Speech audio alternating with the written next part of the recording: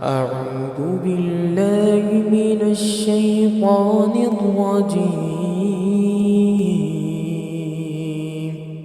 بسم الله الرحمن الرحيم. والفجر وليال عشر والشفع والوتر والليل إذا يسر هل في ذلك قسم لذي حجر ألم تر كيف فعل ربك بعاد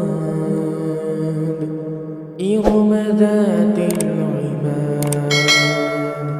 التي لم يخلق مثلها في البلاد وثمود الذين جابوا الصخر بالواد وفرعون ذي الأوتاد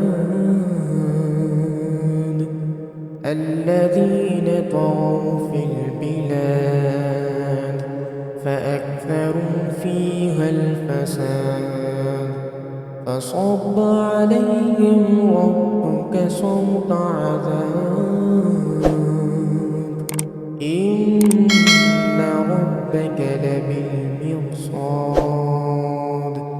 فأما الإنسان إذا ما ابتلاه ربه فأكرمه ونعمه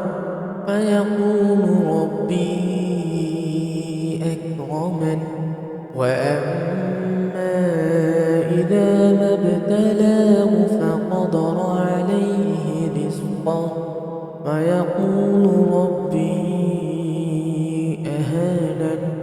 كلا بل لا تكرمون اليتيم ولا تحاضون على طعام المسكين وتأكلون التراث أكلا لما وتحبون المال حبا جما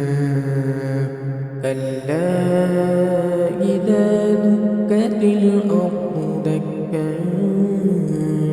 دكا وجاء ربك والملك صفا صفا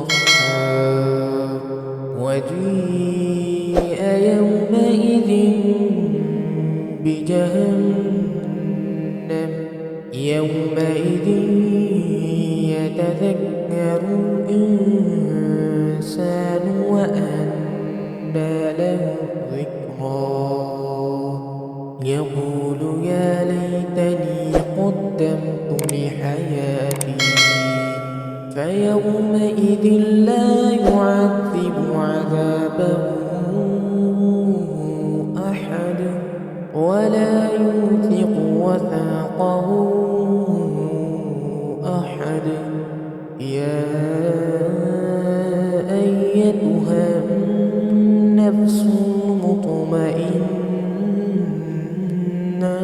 ارجعي إلى ربك راضية مرضية فادخلي في عبادي وادخلي جنتي.